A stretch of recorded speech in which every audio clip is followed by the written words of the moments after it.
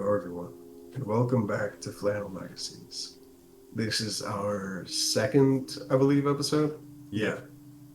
Uh, I am CyberJ.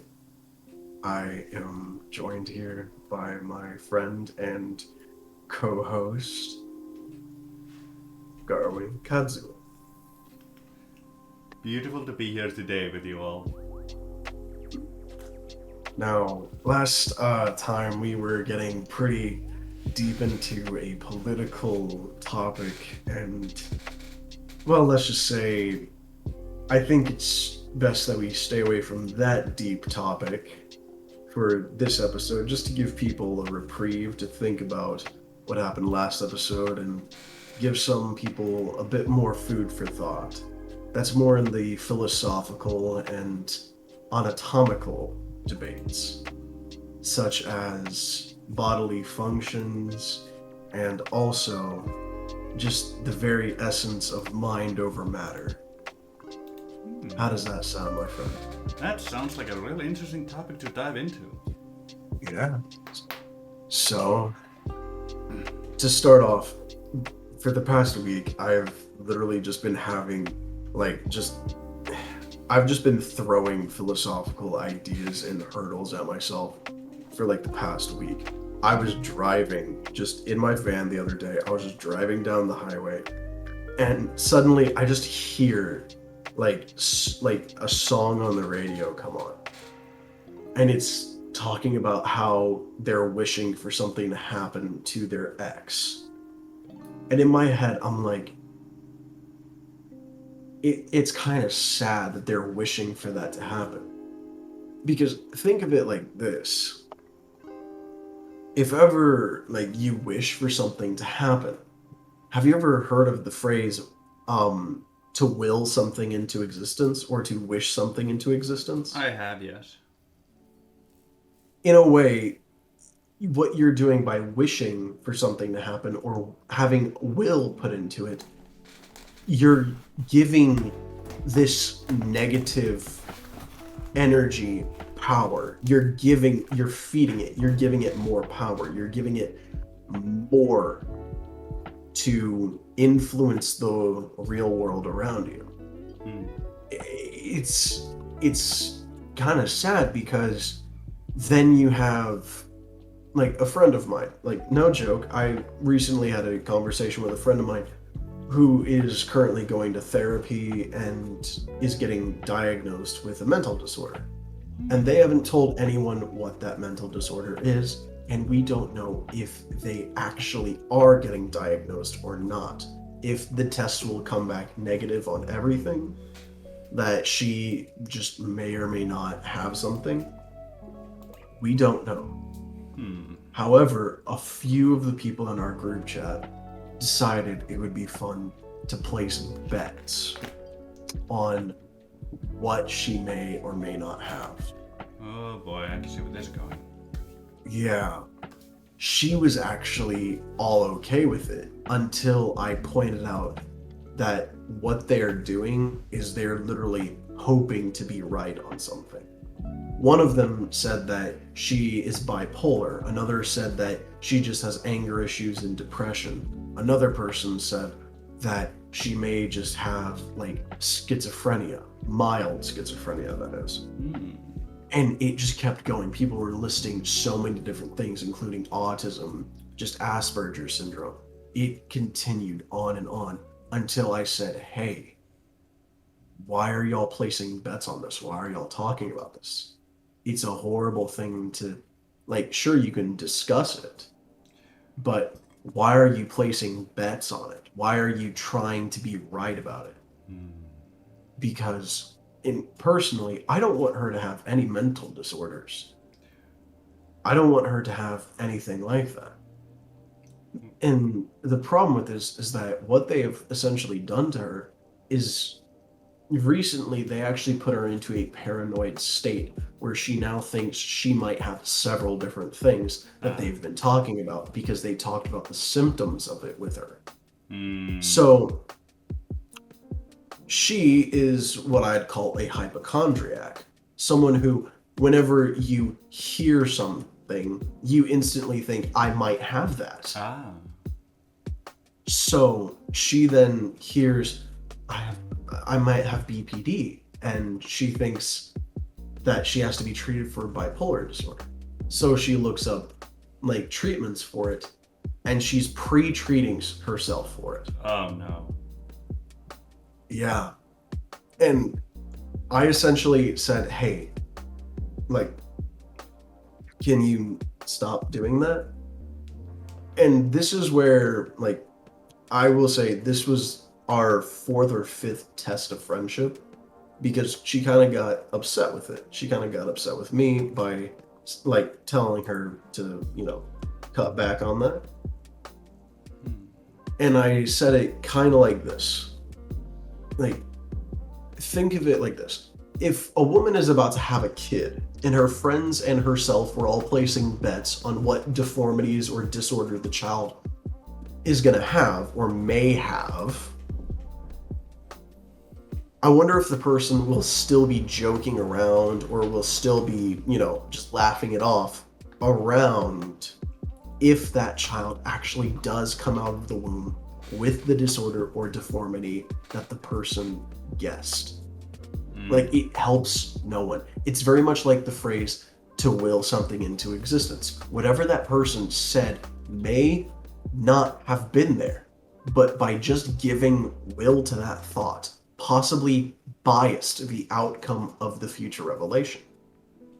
Like, there's a reason so many mantras are adamant about not wishing ill upon those who have done wrong unto you. Fate is cruel, and it is no stranger to irony. So to wish ill or to will something into existence is not the best thing you can do. Conversely, neither is burying your head in the sand and refusing to acknowledge possible outcomes. Thus, the middle ground is acceptance and growth, whilst others are merely extremities that hurt the outcome. That is an interesting thought. And the problem is that when people talk about disorders, or they talk about what may happen, they want to be right about it.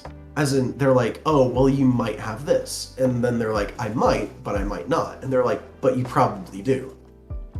The innate human desire of all people, and I am going to generalize it, that most or all people want to be right. They want to be correct. Like, there's no wonder why quizzes and tests and surveys are so common and so dopamine and so just addictive in a way. Because whenever you're shown that you have, like, so many questions correct, it's disheartening to know that you have a few wrong, because humanity wants to be correct. We want to be right. So we wish to be right. So whenever we're talking about things that someone may or may not have, and when we give them an example of something they may have, and they say, no, I don't think I do, it triggers in the brain a thought of, I want to be right. And it becomes an incentive to wish it into existence and to will it into existence to be right. I find that as such a cruel irony in and of itself. It's awful and horrible.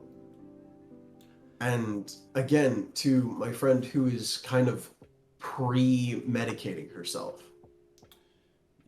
she's taken what someone else has said and has subconsciously made it true in herself.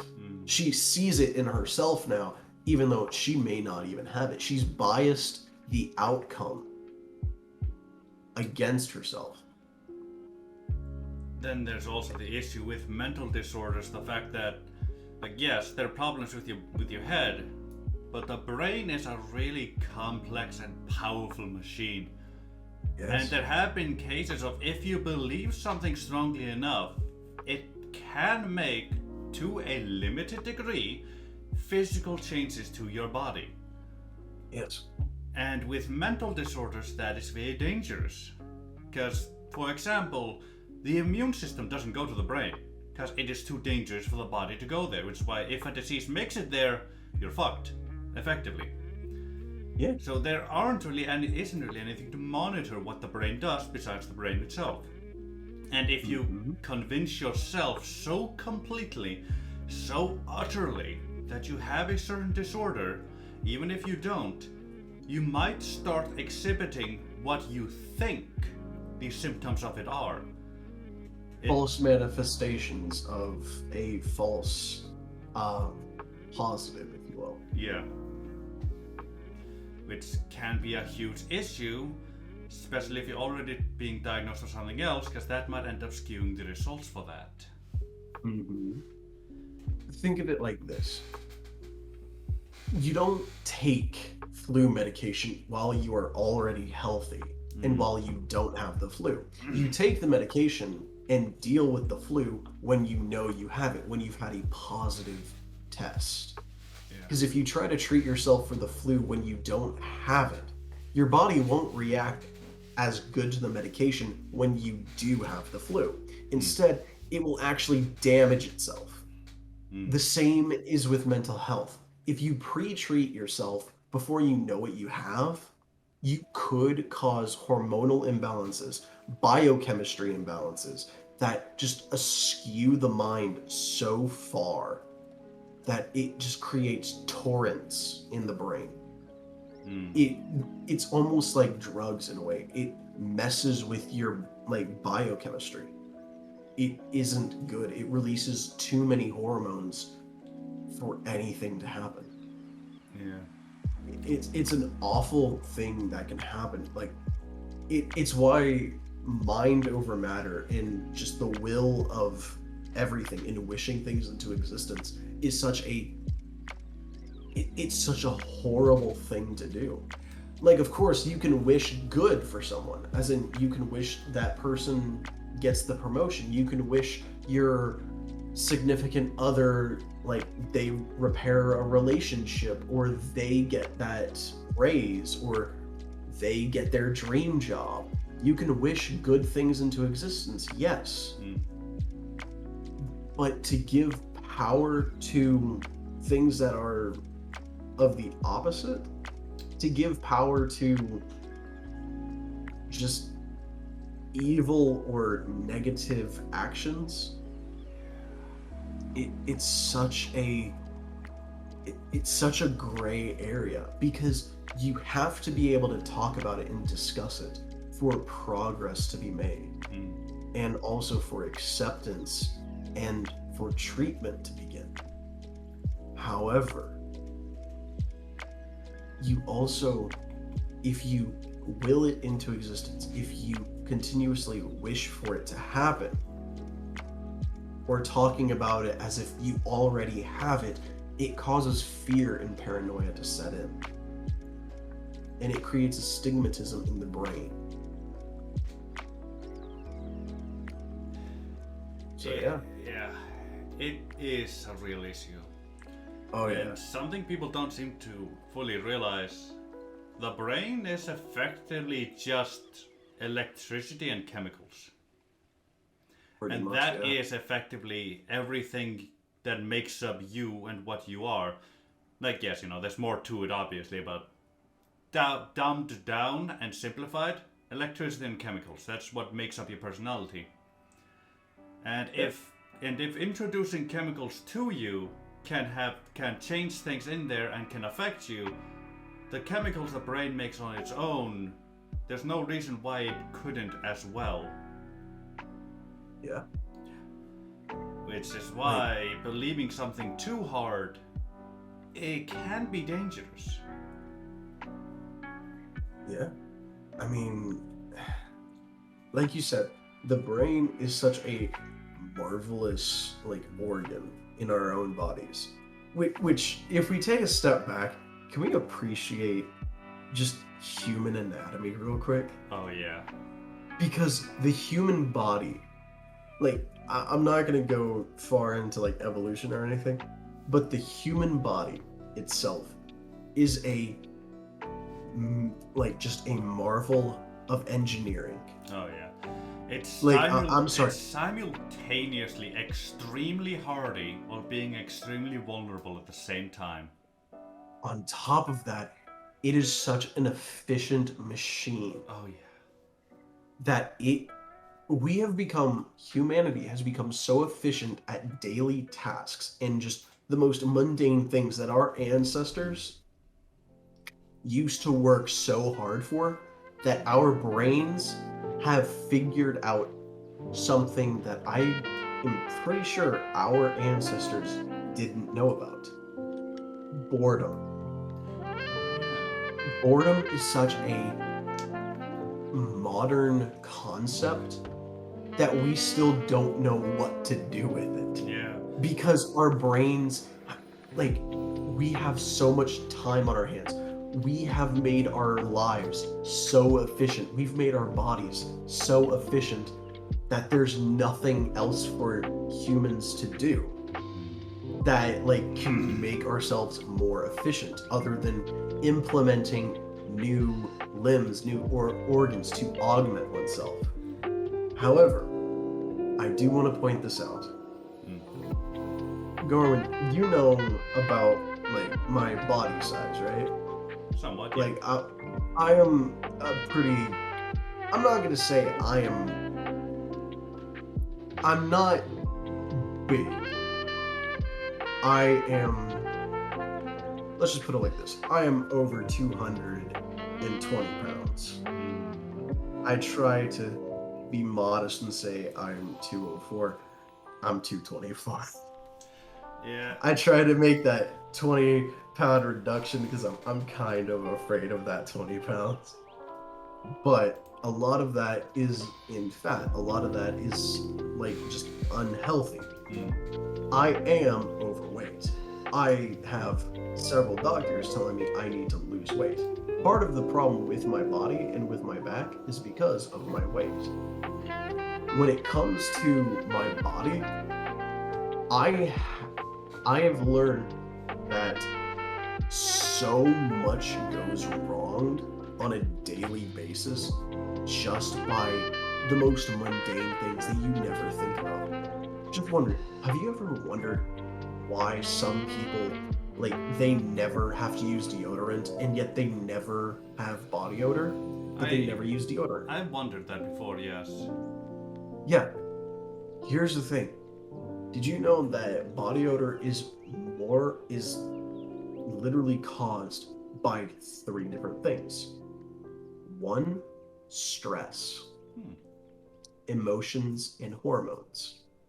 As in, whenever you're stressed out, whenever you are fearful, you release a scent. It's why a lot of like jokes are made about how people can smell your fear, like animals can smell your fear. They're not wrong. They can. Because the human body, all mammals release whenever they're afraid, they release a chemical that changes their scent. It literally changes their scent to one that animals can literally smell fear. And it's incredible that emotions can change your scent, can change your odor that you give off. That does bring up the question, is the odor the evolutionary advantage, or is it just a byproduct of the evolutionary advantage that the chemical that makes you feel fear produces? It might be. Or it might just be it could just be a byproduct of adrenaline. Yeah. As in, when you are afraid, your mind instinctively goes into a fight or flight response. And in that moment, you are pumped full of adrenaline. And that's what triggers your fight or flight response. Depending on whether or not you're able to think properly, you're gonna flee or you're gonna fight. Most people make the wrong choice in the heat of the moment because you're not really thinking. Yeah. You're acting. It's You're you're acting on instinct rather than on logic. Hmm. And the second thing that a lot of people don't realize that causes body odor, you see, body odor is a chemical itself. Think of it like this. If you put something into your body that stinks, what do you think is going to come out of your body? Something that smells great or something that stinks? Probably not something that smells great. Yeah. Like, so whenever you're drinking like just horrible things like alcohol, for instance, if you're like drinking like liters or gallons of alcohol, if you're drinking liters of carbonated beverages like diet sodas, just sodas in general, if you're drinking all this crap, what do you think is going to happen to like the chemicals inside of your body? Probably gonna be somewhat affected. Yeah. A lot of your biochemistry is impacted by what you put into your body through what your food. What you eat and drink has a direct relationship to both hygiene and to biochemistry. It's hilarious. That people does explain why you're often advised to eat a bit of, like, let's say you're going to see a partner at some point in the future, like a couple of weeks. That does explain why you're often advised to eat something they like to eat before you go meet them. Yeah. On top of that, when it comes to if you're wanting to make yourself smell better, or, and I know that this is like kind of, it's been, people have brought attention to it because it is true. Eating a lot of citrus along with pineapple, it oftentimes severely impacts both smell and taste of your partner. Like, seriously, it actually releases natural sucrose into the blood, which it goes to certain organs that make it taste or smell a bit better. So you're not going to have that stench that just absolutely reeks and just has this awful smell. It's actually going to be a bit more attractive and alluring. Well, pineapple is my second favorite fruit. I guess I should at least start splunging a bit more on that. Yeah, but just know, overindulgence in it can result. Yeah. Yes, because it's highly acidic. Yeah. It can impact the taste and like feeling of it to make your body fluids a lot more acidic, causing you to again feel awful and be awful again. I mean, which brings up another point. Like, all the food and whatnot that we eat today, a lot of the stuff we enjoy is what the plant or animal does in an attempt to kill or ward something off. Which, like, for example, the acidness of the pineapple. That is, when you boil it down, is effectively a game between humans and the pineapple to see which one digests the other first. Yeah, actually, that is correct. Yeah. When it comes to most citrus fruits, their acids that they release, they are corrosive. However, they are not so corrosive that they can damage the human body unless they are left on the human body for weeks to months. Yep. And our body is very good at cleaning itself. Our body is incredibly good at just flushing itself out. I mean, there's a reason why we've been winning that game since we discovered pineapples. And all citrus fruits, correct. Yeah.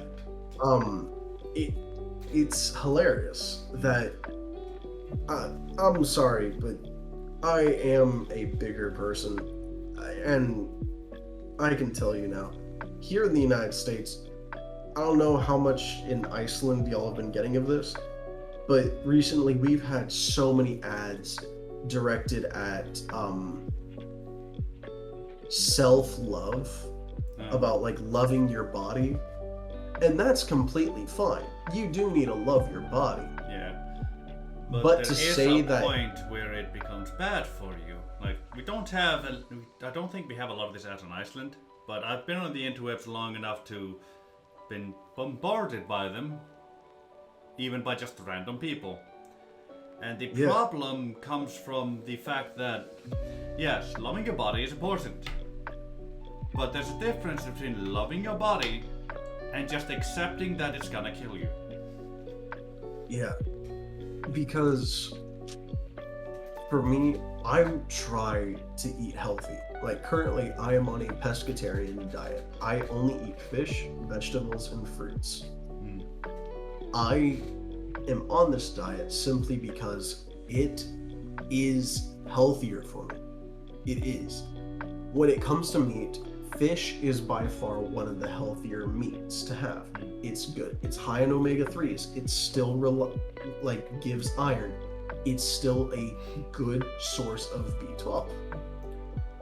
Now, along with that, eating a lot more fruits and vegetables is honestly one of the easiest ways to lose weight, because when you cut out added sugars, when you cut out fructose and glucose, you are doing so much better for yourself. Oh yeah.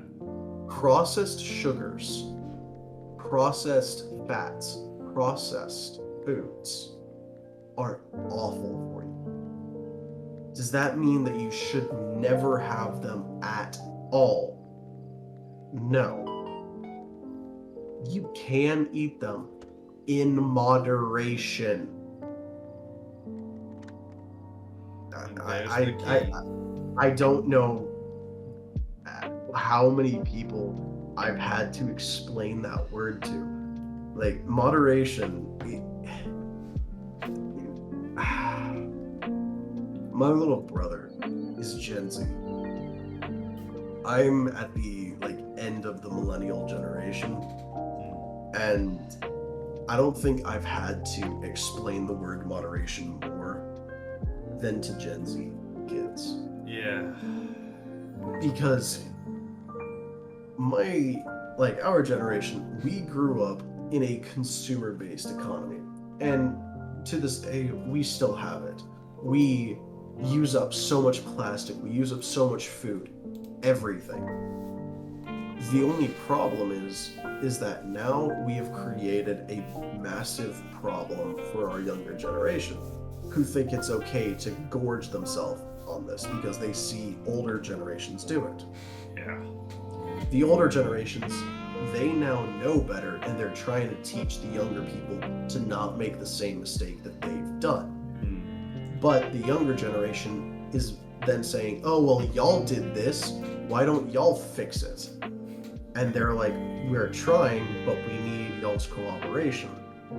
And now we have the thing about okay boomer and the older generations essentially hating on Gen Z because Gen Z is quote unquote better. You're not. And it just continues on and on and on into the generation war that we have today. It is a hilarious mess that hilariously could have been solved so easily if someone on either side didn't just start throwing a hissy fit. Exactly. But then again, we now have the older generation who is essentially saying, you have to respect me because of my experience, and the younger generation who is like, the world is mine now, it ain't yours no more. And it's just a mess. It is so bad. Yeah. I hate it so much. But when it comes to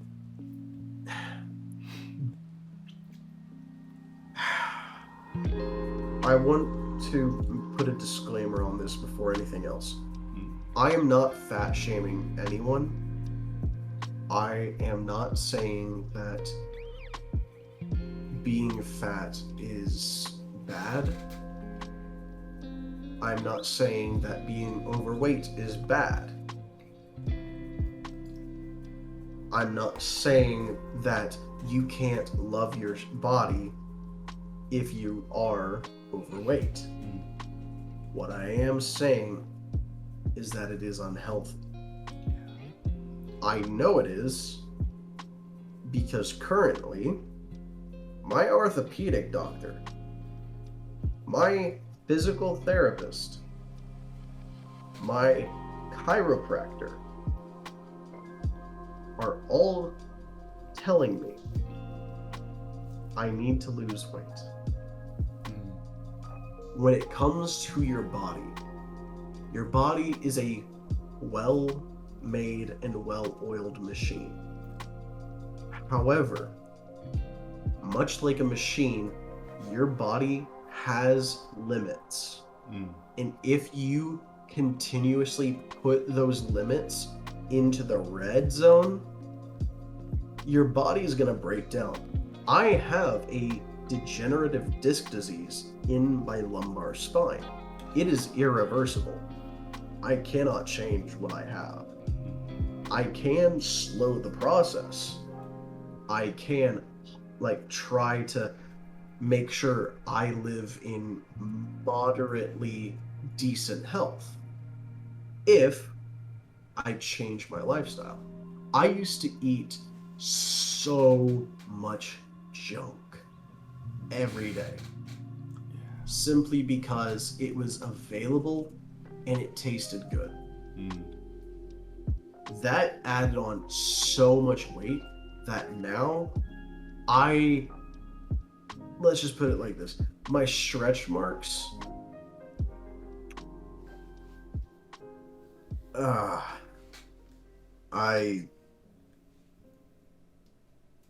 my stretch marks look like the wrinkles that are on my abuela. It's a problem. Yeah. Now, do I have pride in those? Yes, I do. Because I am losing weight. Yeah. They're a mark of progress. I am losing some weight. Now, by no means, by none whatsoever, am I anywhere close to being finished. My doctors tell me I need to get underneath 180 pounds. Because I'm not working labor-intensive jobs, I don't need to bulk up on muscle, which is why I am on a pescatarian diet. I don't need to bulk up on muscle. If I am going to work a labor-intensive job, protein and building muscle is great. If you're not using that muscle, it is actively hurting you. Yeah. Because all of a sudden, you're going to have a massive amount of fatigue. You're going to have a massive amount of hunger because you have to have enough calories to keep those muscles working. Yeah, which is why healthy exercise is often advised, but there is also a limit in that direction. Like if you're just working non-labor intensive jobs and you're just basically sitting around at home working from home, there's only so much a healthy exercise can do. And yes, if you go to the gym for let's say every day of the week for 2 hours, then sure, building up muscle is good for you.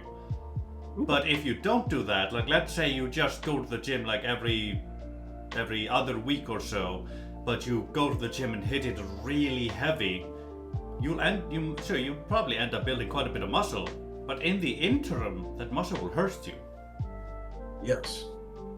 Along with that, people for some reason think that whenever you're working out, that being in pain must mean that you're doing something right, and that you're working out right, like you're feeling the burn.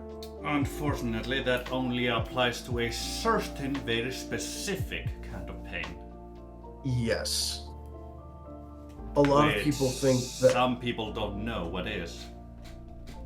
Building muscle, as in whenever you look at a bodybuilder, what you're looking at is muscle swelling. You do not grow muscle. technically. You just swell it. That's why the term swollen or Mm. swole comes up. It's literally because the muscles. It, have you ever been like hit on the head and like you get that lump that formed on your head? I have 4 holes in my head from my childhood. Yeah, I actually got a few scars up there too. I'll tell that story someday. Um, but or like whenever you like sprain your ankle or something, Mm. your body swells up. Yeah. It puffs up. The same is for your muscles.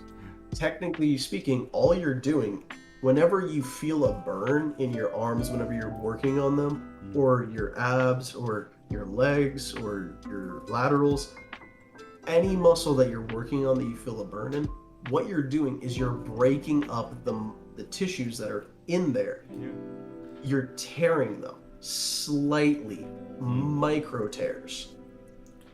And Which, what that causes is it causes blood and oxygen to get into those tears and swell up the muscle, building it and sculpting it. This is incredibly healthy. yeah. It is healthy. It is the healthy way to build muscle. However, to hold on to that muscle, you have to continuously break it up and keep it that way. Yeah. You have to consistently have the blood flowing. You have to consistently have the oxygen intake to keep those muscles the way they are. Yeah. Like for example, when you get a bump on your head or you like sprain your ankle, you notice the swelling goes down after a while. If you wanted to keep that bump, you'd have to keep bumping your head. Uh-huh. Same thing is with bodybuilding, with muscle sculpting. It is exactly that. It is a daily process that you're making. The same can be said for any type of body improvement. Yeah. Whenever it comes to dieting, you don't just say, oh, I can just eat a single vegetarian meal. I can eat one healthy meal once in a while and I'll lose weight. No. It becomes a commitment. You have to do it every day. You have to do it every meal. If you don't, well, what's going to happen? Well, for starters, if you're only having it every once in a while, say you don't put a lot of fiber in your meals. And then the one meal that has fiber in it is fiber heavy, and it's a healthy meal, or considered a healthy meal. Yeah, but your body's not adjusted. Like your body's used to something else, and suddenly it gets an overflow. So what happens? Well, your bowels, if you ever notice that your diet, that like your bowel movements, like you may go from having firm stools to all of a sudden just liquid just coming out. Yeah. It's literally because what you have done is you have made such a like 180 direct change in your diet that your stomach is like, no, we're not okay with this. Get it out. And it's literally hitting the eject button on everything. Yeah. Which is why gradual adaptation is better. And preferably gradually like it's honestly the preferred way is to gradually add more types to your diet until you're effectively eating something of everything, so that those times when, let's say, you go to a family gathering and there's literally nothing but meat and you just gorge yourself on meat, your body doesn't panic suddenly because, okay, this is meat, I'm getting more than usual, but I've at least eaten a decent amount of it regularly. Yeah. Like, think of it like this. And I know I keep saying think of it like this, but in a way,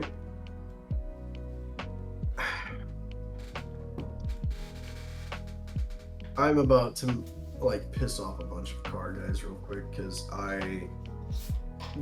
for those of you who don't know, I drive a Ford Transit, That's a van. I got it simply because it has enough space to store equipment. It has enough space to store my tools Mm. and material that I need to take to and from jobs. Mm. Of course, I can't really use it anymore for that purpose, Yep. but it's able to carry luggage. It's able to carry a sleeping bag and a mattress and equipment that I may want to use for camping Yeah. or for recreational My activity. dad is a major car guy. He works at not a mechanic shop. It's the type of shop where basically they fix all kinds of things, make all kinds of things, and all that kind of stuff. I don't know if there's a translation for it in English, but here it's just blikkoteknik. Translated exactly, he's a blinker. It's not a job I think has a Mechanic. not a mechanic. It's a different thing. Like Automotive mechanic? no, think of it this way. He fixes a bunch of things. Like for example, he can fix stuff in your car, or he can he can get a metal plate for your roof, or he can fix your pipes, or he can help you Handyman. move. Yeah, a handyman, basically. Thank you. Here in Iceland, we just call them blinkers, effectively. It's just a literal translation.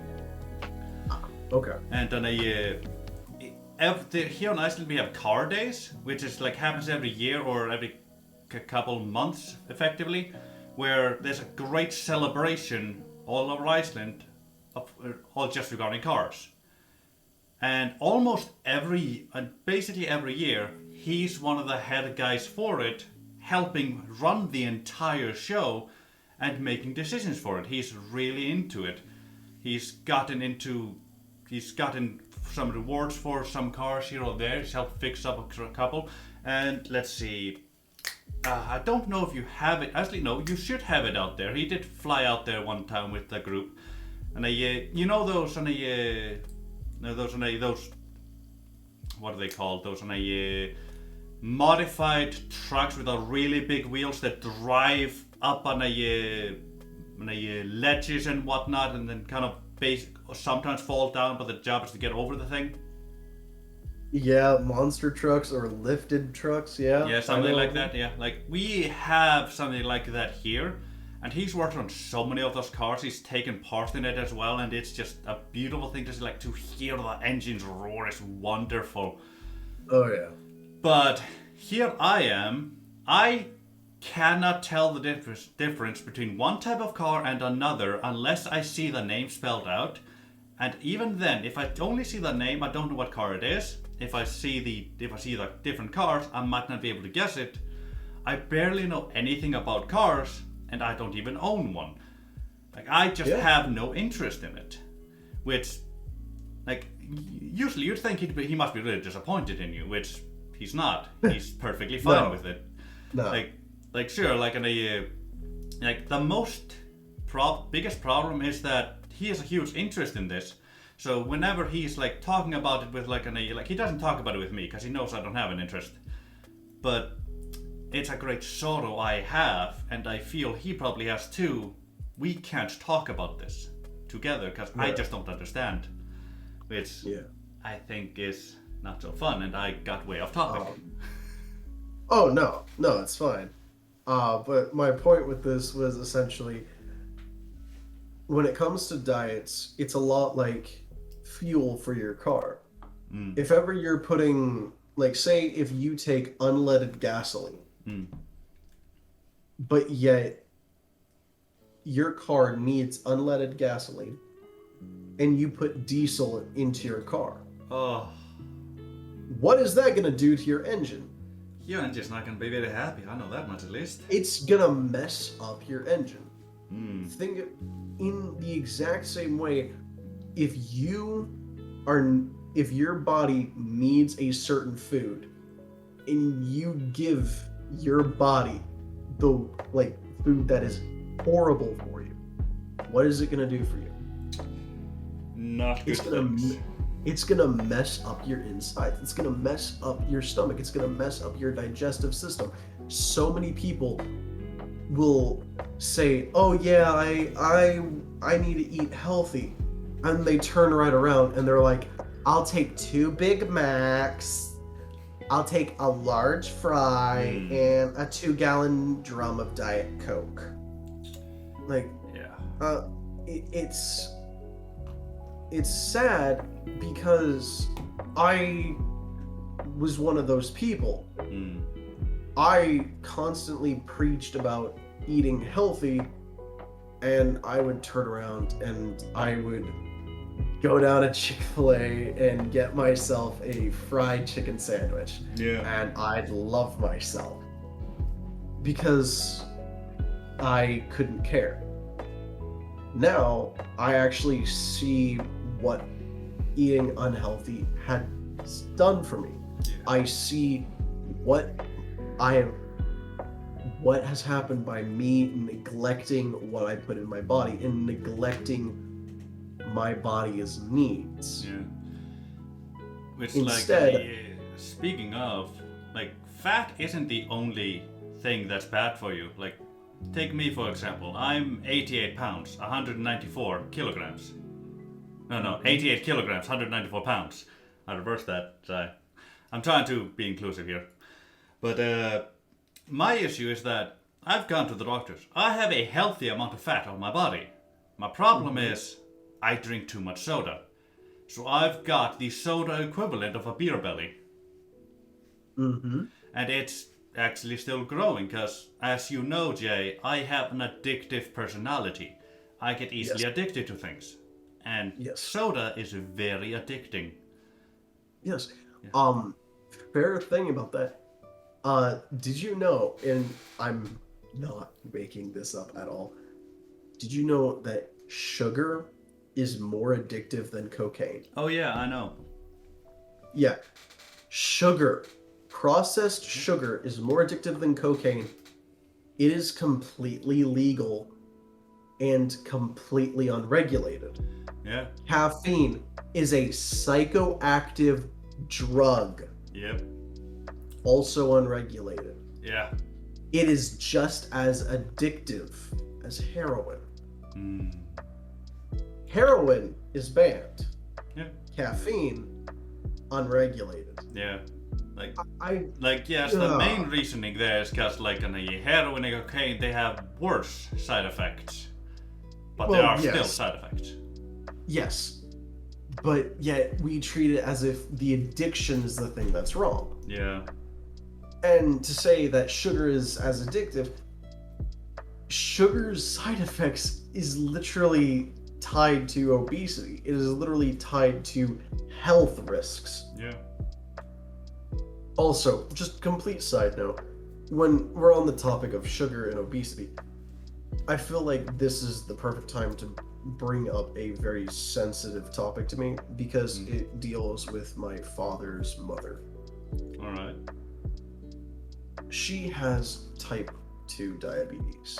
Ah. Now, when it comes to people with diabetes, you can be born a diabetic. You can be. You can also gain diabetes, as in you what's the Develop word it. I'm looking for? Thank you. Develop. Thank you. You develop diabetes. And yes, there is a difference between type 1 and type 2. The problem about diabetes and everything is that if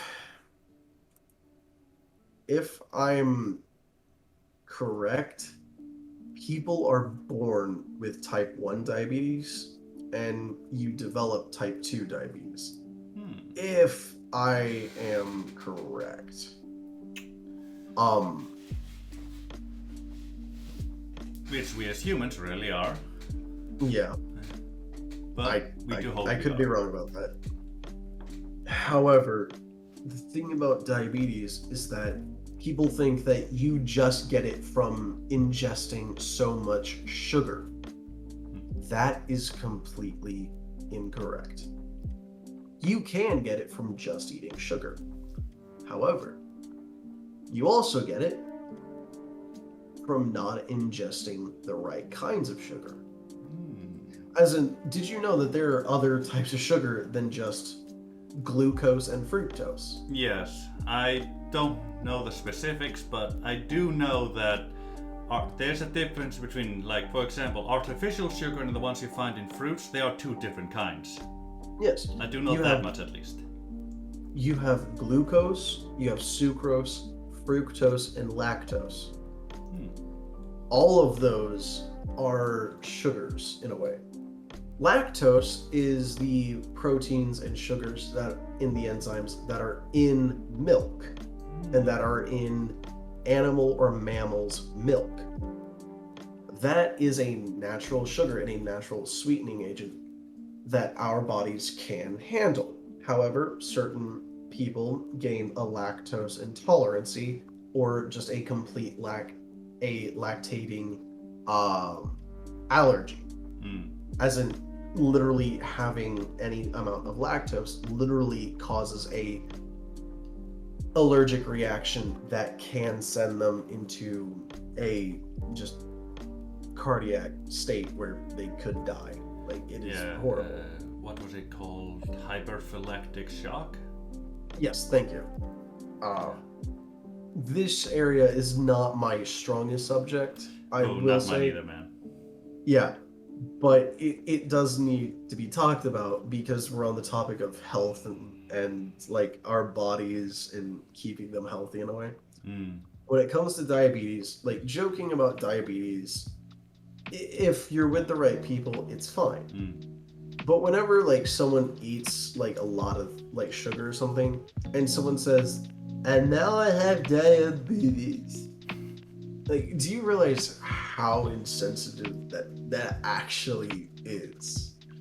Because essentially, what you're saying is that you eat sugar once and then all of a sudden you just get it. No, it's literally because the person who gains diabetes, type 2 diabetes, they got it because they didn't take care of themselves. Hmm.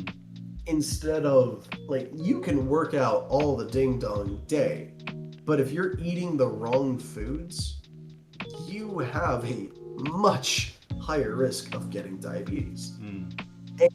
And that risk is exponentially increased with the amount of weight you have, the amount of body fat you have.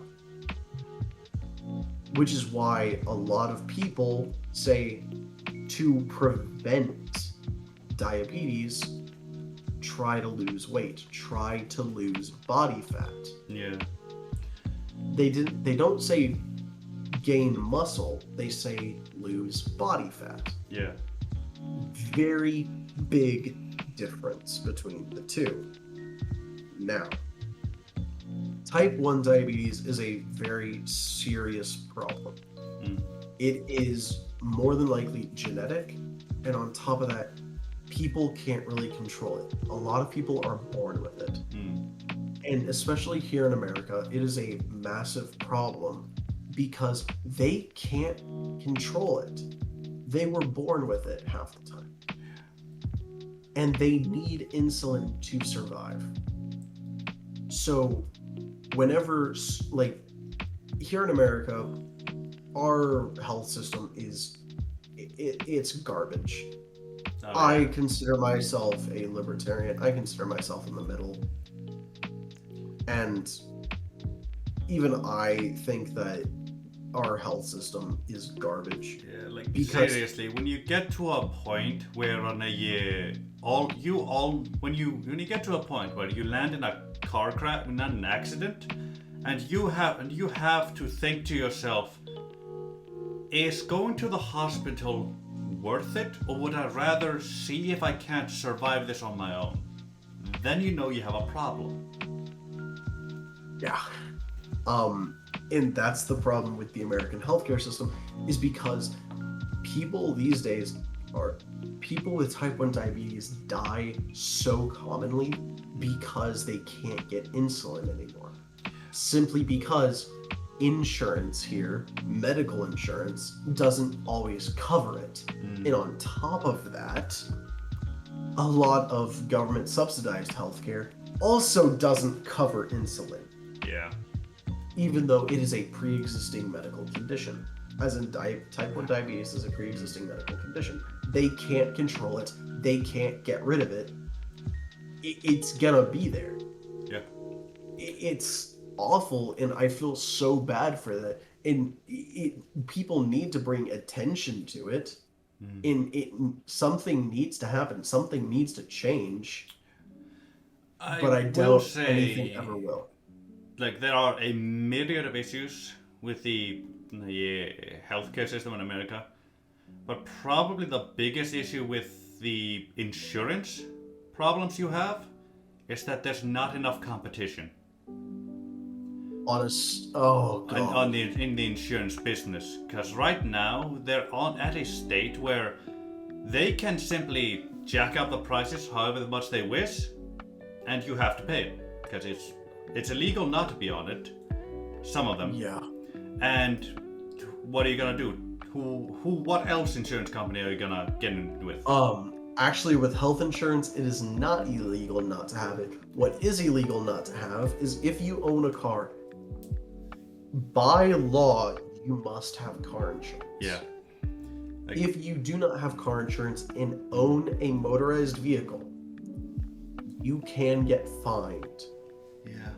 more than it will cost to repair the vehicle Yeah. if it is in an accident. Yeah. That in and of itself is pure idiocy. Oh yeah. Where the life of a person isn't insured by law, yet the car, a motorized vehicle, is insured. Yeah.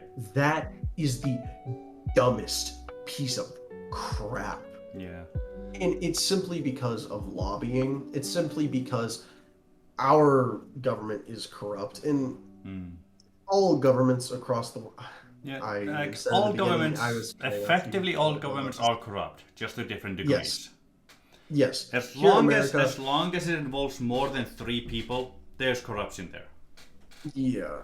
When it comes, even with one person, like if one person has all the power, it's a dictatorship. And Yeah, but when it's only a single person, it's not a case of corruption. It's a case of having too much power and no one to stop you. At that point, it's no longer corruption. It's just you doing whatever the fuck you want.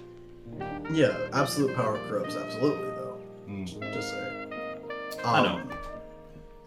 I'm just saying. Yeah, just semantics. But in America, the problem is that the government itself is nothing more than a massive business.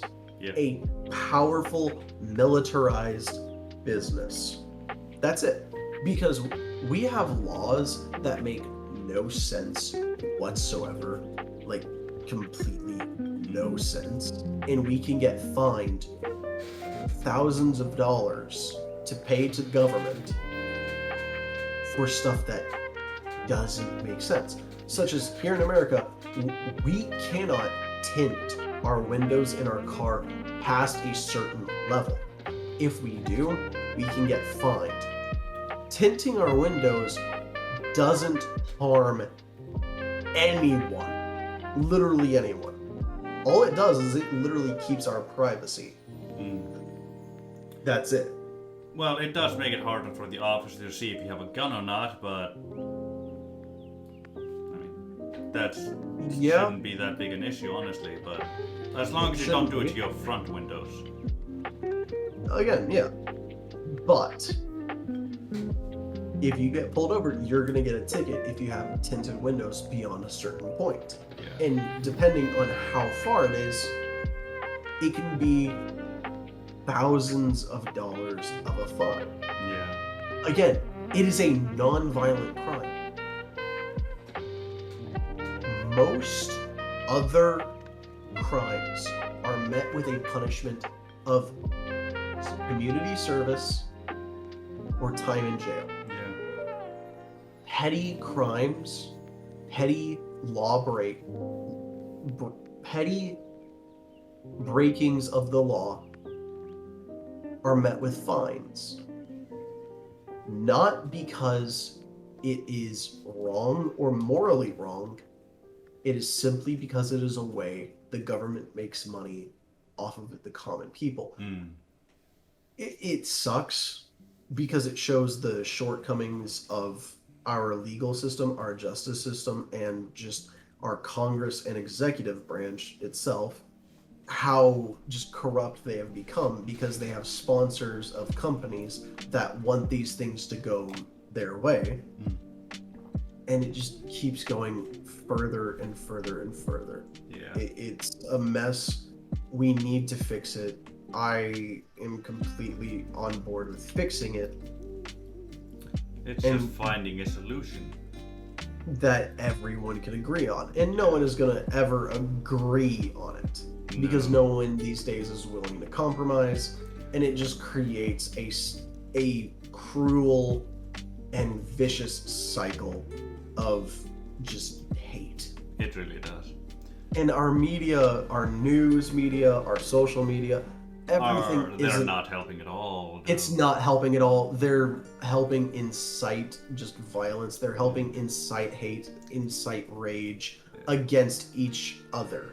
It's not helping. Like, the problem with the news and whatnot is the simple fact that shocking news sells more news. The more shocking it is, the more attention it gets.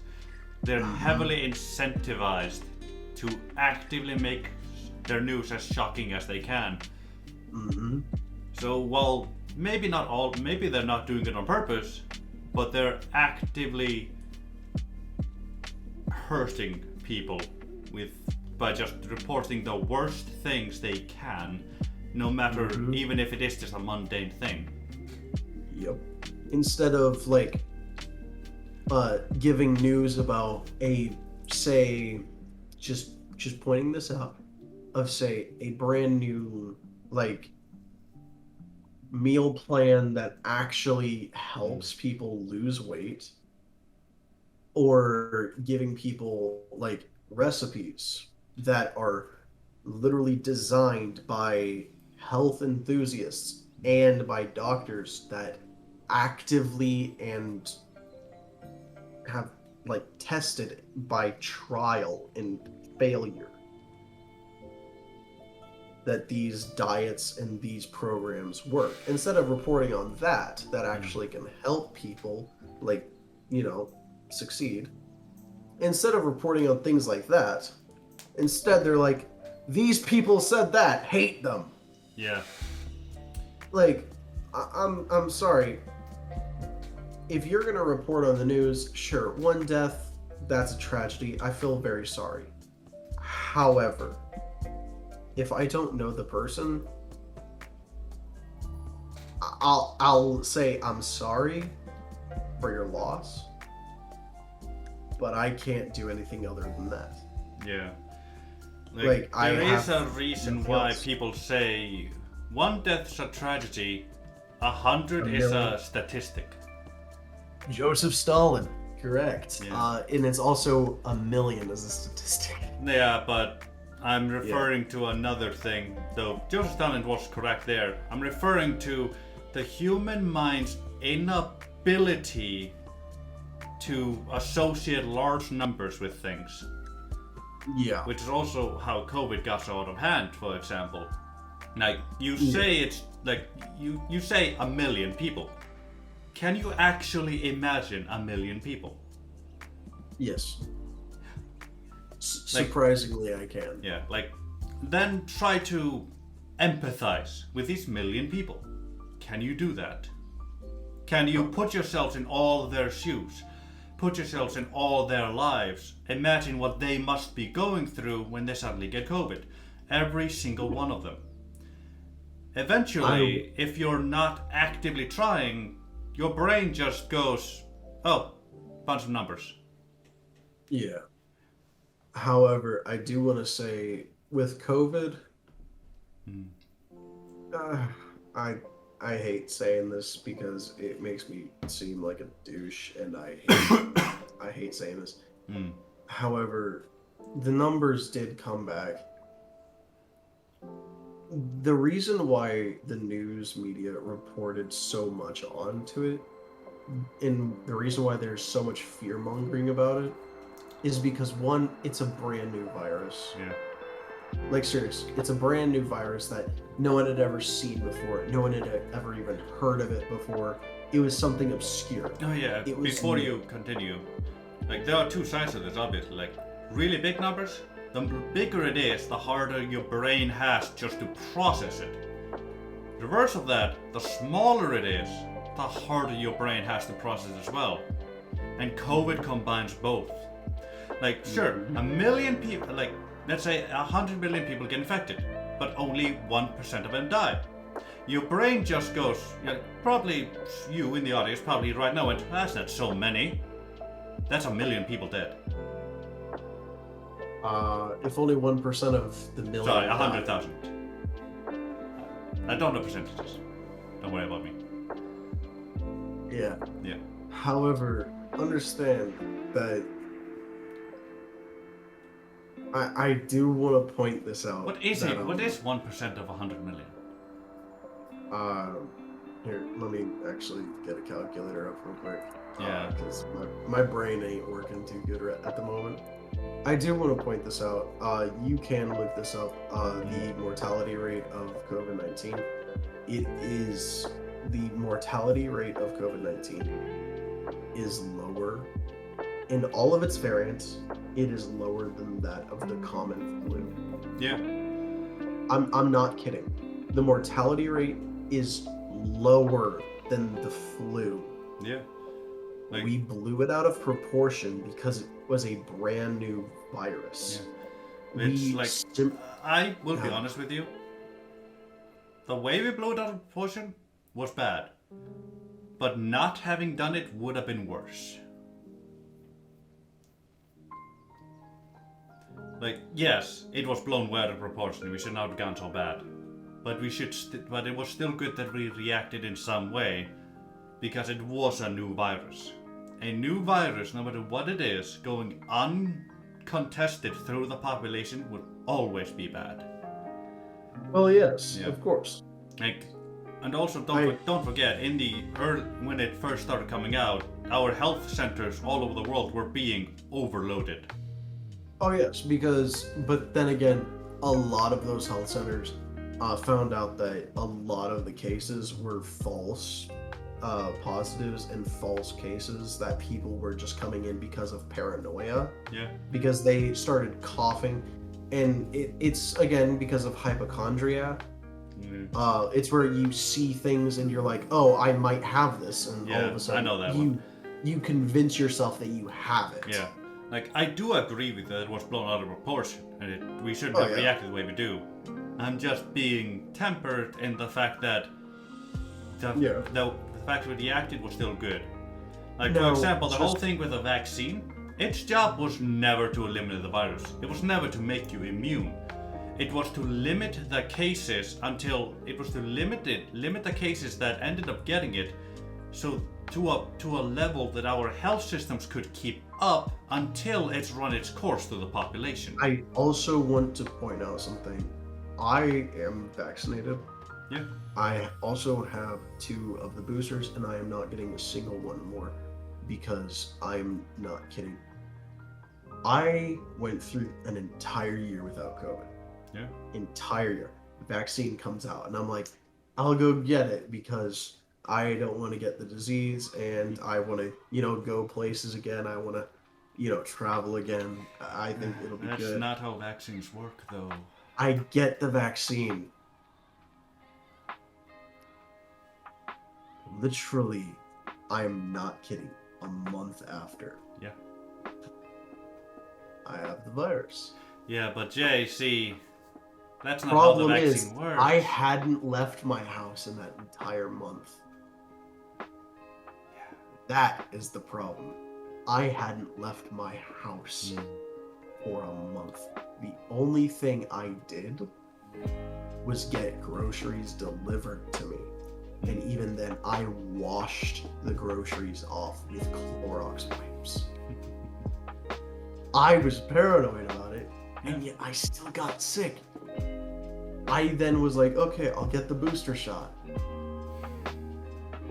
I felt awful after the first booster. Mm. I get the second one. 2 months go by. I get COVID a second time. This time it is worse than the first time. I felt like I was about to die. And I debated whether or not I should go to the hospital. I decided not to go to the hospital simply because I didn't want to overload or become another number to them of COVID patients. Also, Jay, I am not getting a single booster because at this point I'm fairly certain that it is nothing more than just liquid in there that doesn't work. Like I do believe in vaccinations. I do believe in the flu shot. I believe in vaccinations. This COVID vaccine, I don't believe in it anymore because it. Also, have you ever heard of Jay? Let me put it this way. You know COVID has a 2 to 3 week incubation period where it shows no symptoms and then it shows. Yes. That is almost a month. And also, yes. You could have also gotten because it is airborne. You could have gotten it from any open window. You could have gotten it from just touching the hand of or bags of anything you grabbed and unknowingly touching your face. You could have gotten it a number of ways, but that's not what I'm going to talk about. What I'm going to talk about is people seem to have a horrid misunderstanding of what the purpose of vaccines are. The purpose of the vaccine is not so that you never get it. It's so that when you do get it, it is so much better for your body than if you didn't get it. Yes, it's literally to acclimate your immune system to where it's able to fight it off more efficiently. Because because people that get COVID without the vaccine, they have a huge chance of, if they don't die, of something in their body, like their lungs, getting irreparably damaged. My problem is that the second time that I got COVID, I was literally bedridden. I could not move. I was coughing blood. Now imagine how it would have been had you not gotten the vaccine. It would have been worse.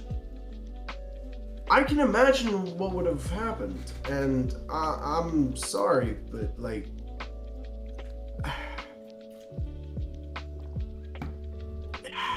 every time I got the vaccine, like within weeks and months of getting it,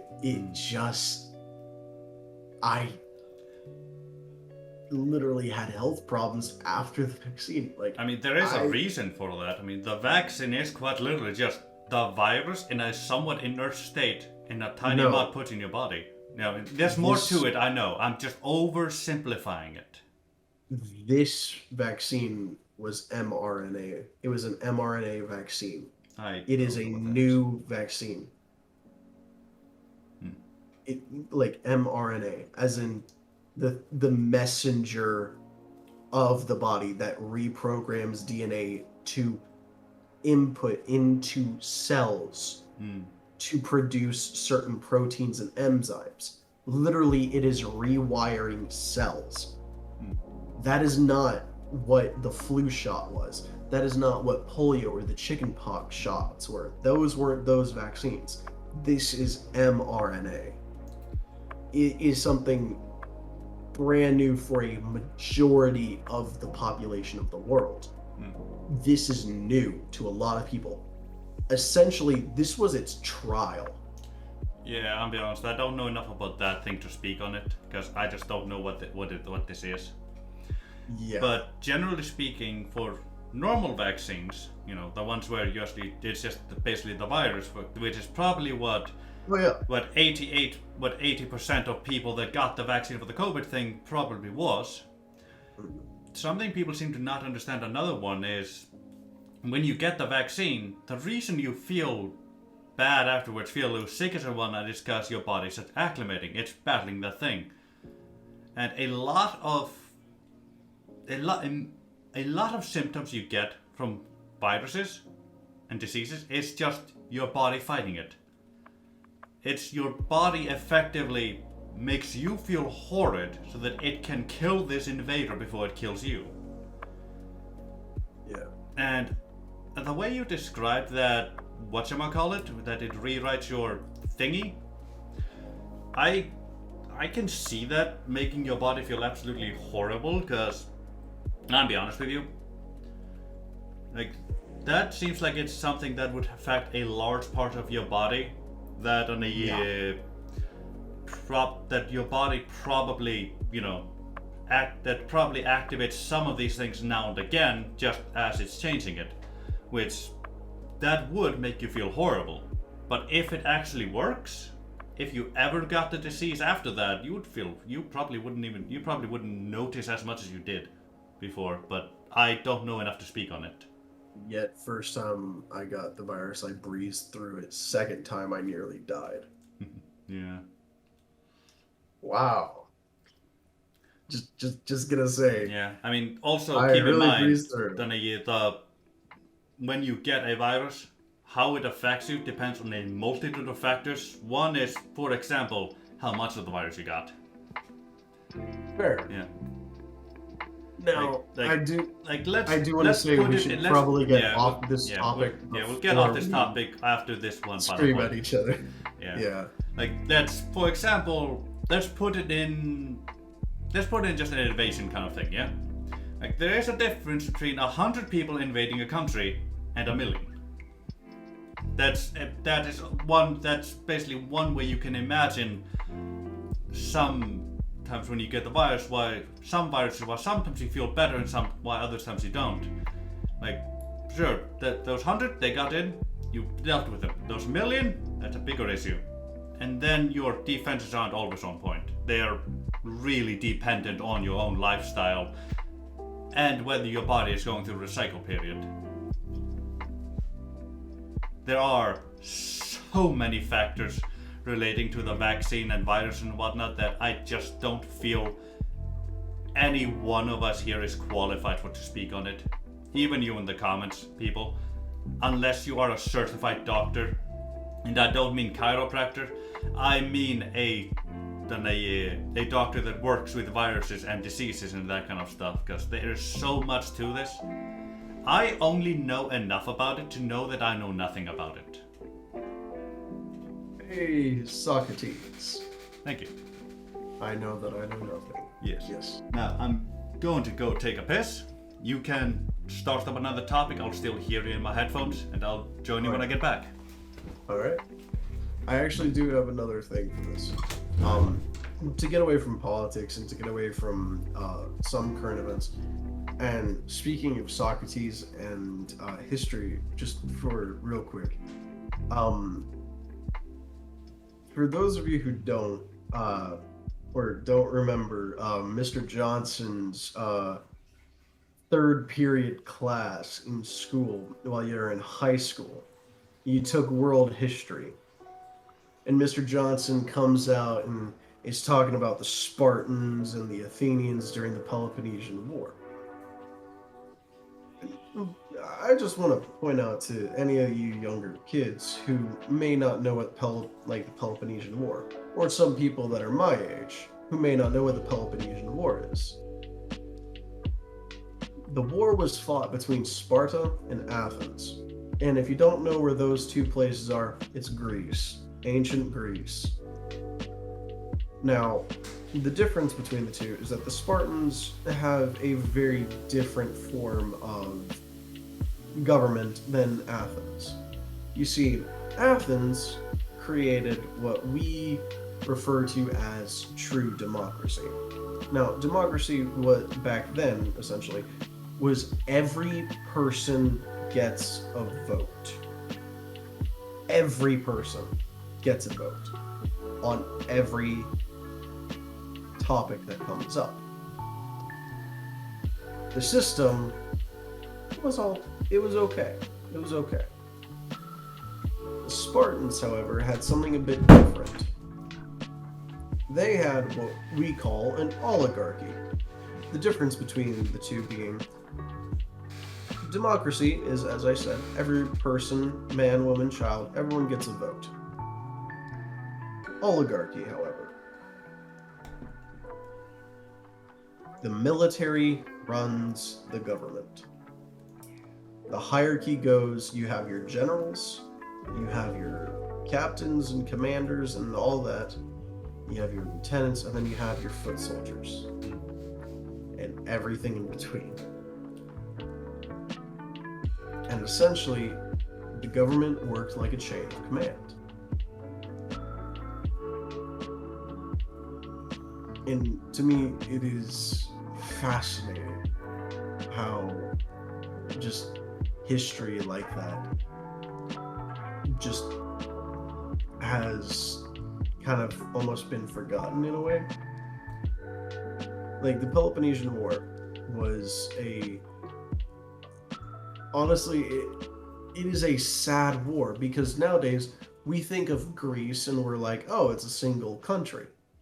Greece during that time was a conglomeration of city-states. Think of it kind of like the EU of today. It was a conglomeration of city-states that were friendly towards one another, but at the same time, they were like siblings that were constantly arguing. And when anyone tried to kick up or beat up their little brother or their big brother, all the other siblings were like, "Ah, oh, screw you, we're gonna beat the crap out of you now." And essentially, that's how Greece was at the time, a collection of city-states. Now, I want to point out that the war between Greece and Sparta, or not Greece and Sparta, Athens and Sparta, I'm tired. The war between the two, it started literally because Athens was a jerk. Which isn't very new, honestly. Yeah. I just want to point out, people could say that jocks are a bunch of meatheads and like they're jerks all they want. Sparta was the jock. Sparta was that big guy on campus who was a freaking warrior. Yeah. Athens was the nerdy, like, little guy who took science instead of baseball in high school. Though there's one thing wrong with that one. Sparta was the jock that also got B's in science. Yeah. Athens was the one that was like the A honor student. Like, trained in philosophy. Sparta was basically a city-state of warrior philosophers. Yeah. Now, I just want to point out, Sparta also had something Athens didn't have. And it's this great thing I like to call honor. You see, a turning point in the Peloponnesian War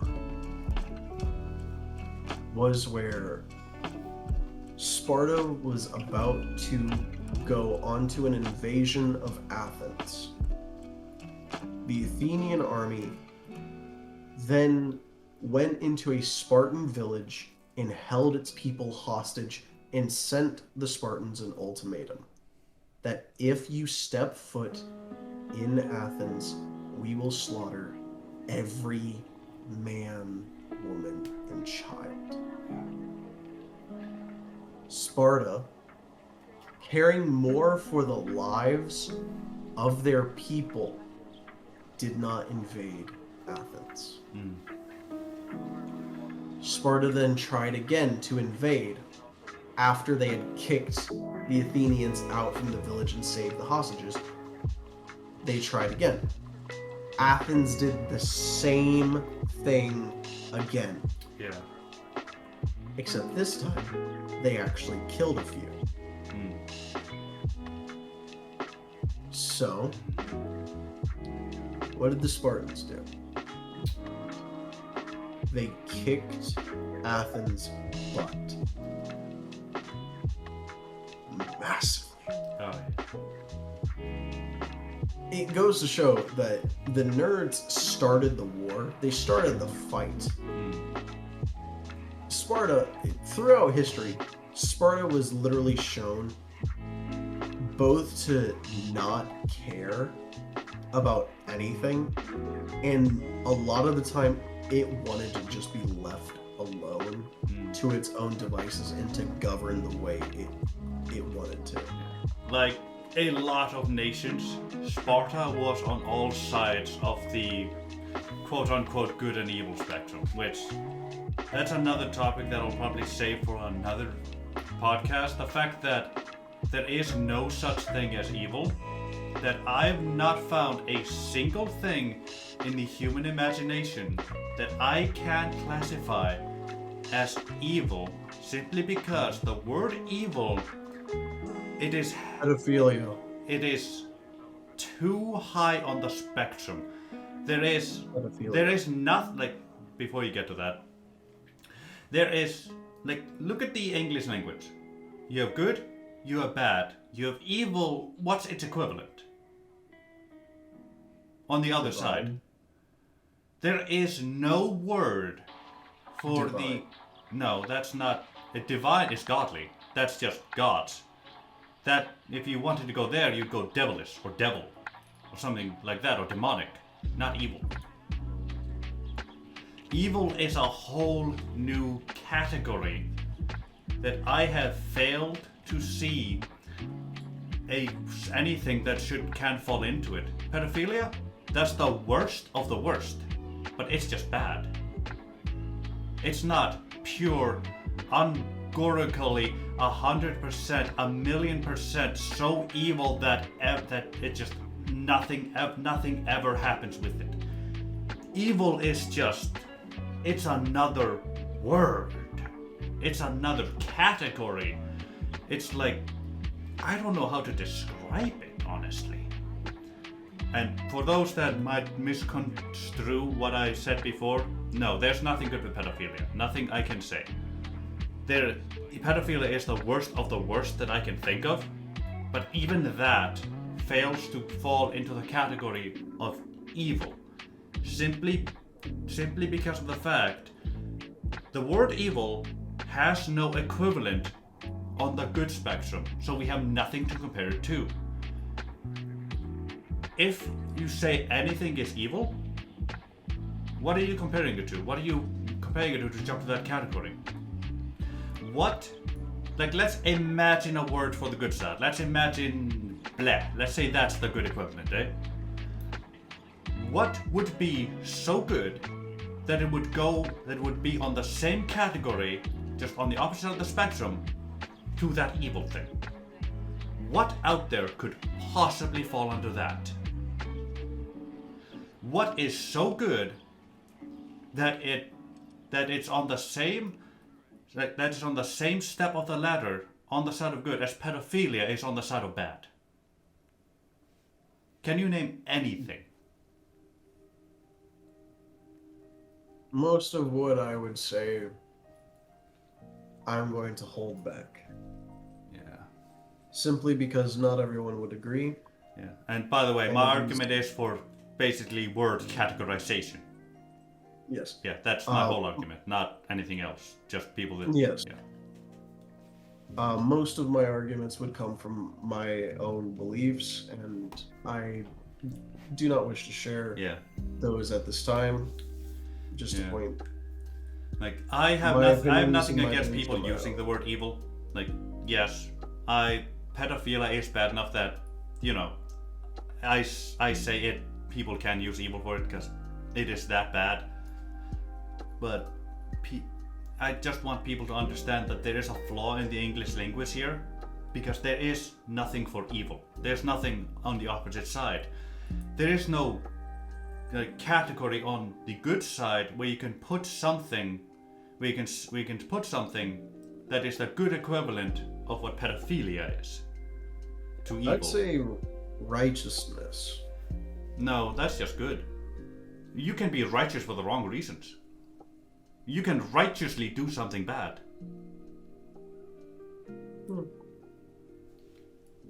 Fair. Yeah.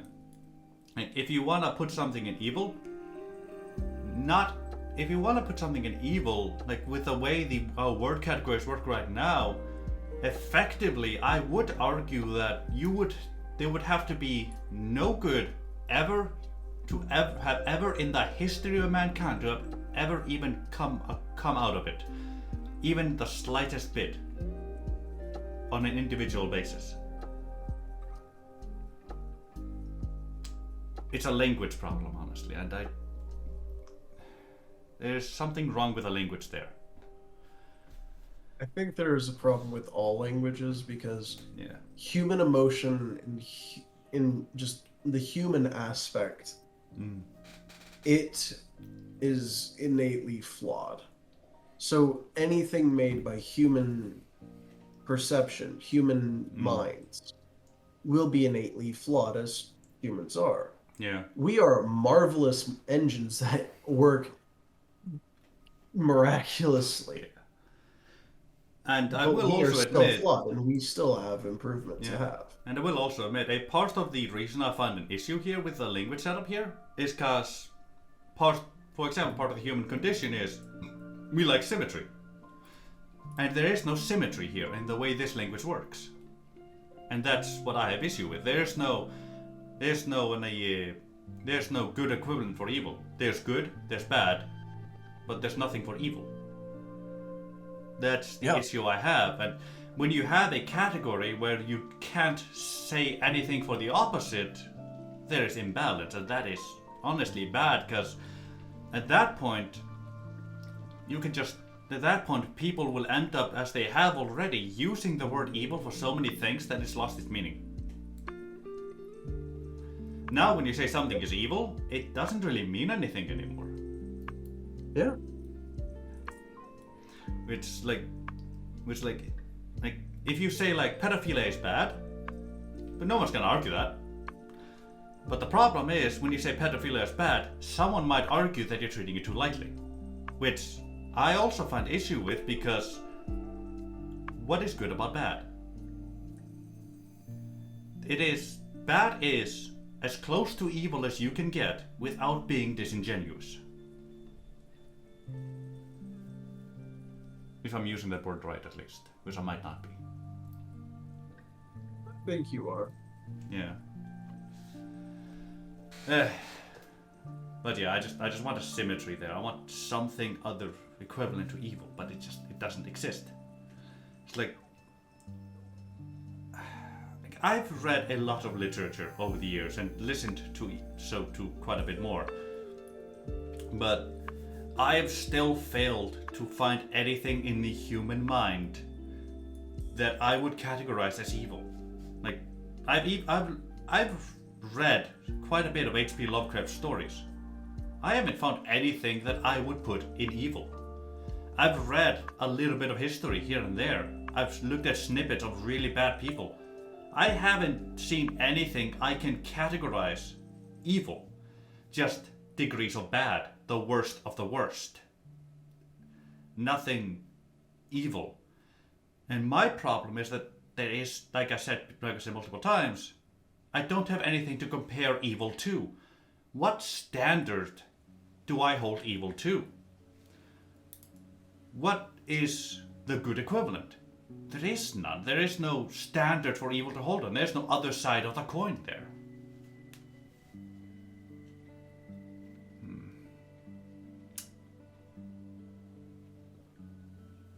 There's a word missing there that we need to figure something out for, because just... I will say this. I see where you're coming from, but I see it more like this.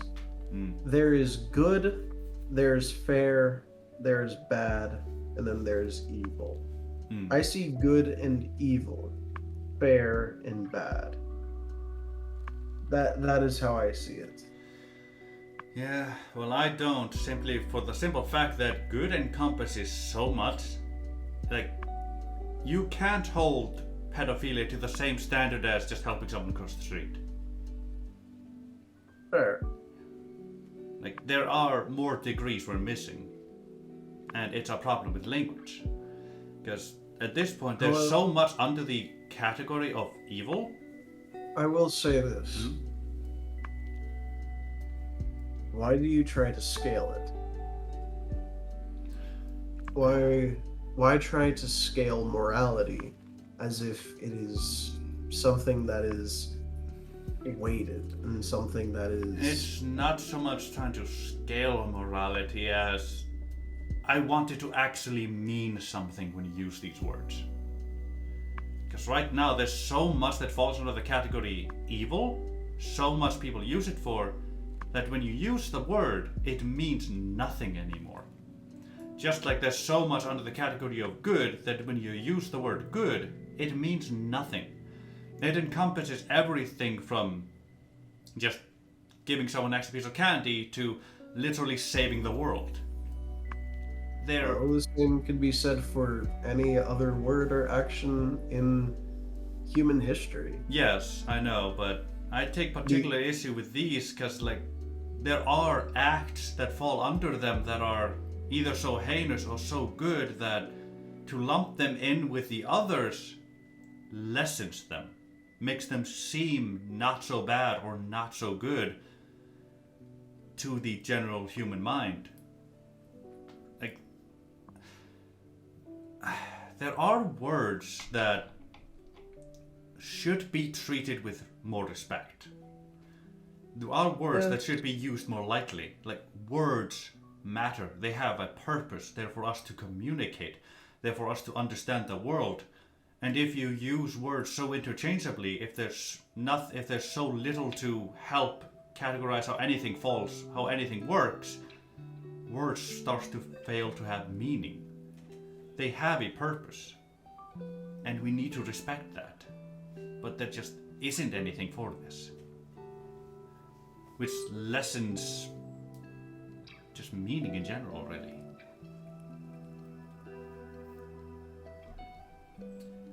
Although I will say this, and I will say we are running on this one, Yeah. but I do not agree with you. I understand you, and I can definitely see what you are saying. I can definitely see where you're coming from. In some cases, I do agree, but not to the extremities that you are Yeah. explaining to. Like, I don't 100% agree with myself here, just to be clear. All right. Yeah. But that is a very healthy mindset to be on. I find myself having the same thoughts so many times. Yeah. I will say we are 1 hour and 45 minutes over. Yeah. So I'll just close it up with a simple statement of, I don't mean I need stricter, more like on a specific words or wordings. Just there needs to be more to it. You know? Yes. Garwin, believe me, when I create the language of Jaywenian, it will have a true meaning. Also, just so you know, you can thank the English language, and it's in literally all language, to humans' shortcomings as communicative. Yeah. Like, technically, I could create a new term for, like, the counter to evil if I wanted to. Here, let me create it now. Nern. There you go. Yeah. There's the new term. You have Nern, you have good, you have bad, you have evil. There you go. By the way, this is a joke for everyone. Please just understand. The whole thing about me creating a language called Jaywenian, that's completely true. Like, I'm definitely going to do that one day, as soon as I conquer the world. Oh, definitely. But, yes. But, that'll be all for us today. We hope you enjoyed. Again, just ending notes and disclaimer. These thoughts and opinions are our own. By no means do we ask that you take our sides. By no means do we ask that you agree or disagree with us. We are merely here explaining our thoughts and views, and if you find it amusing or just find it entertaining in the slightest, thank you so much.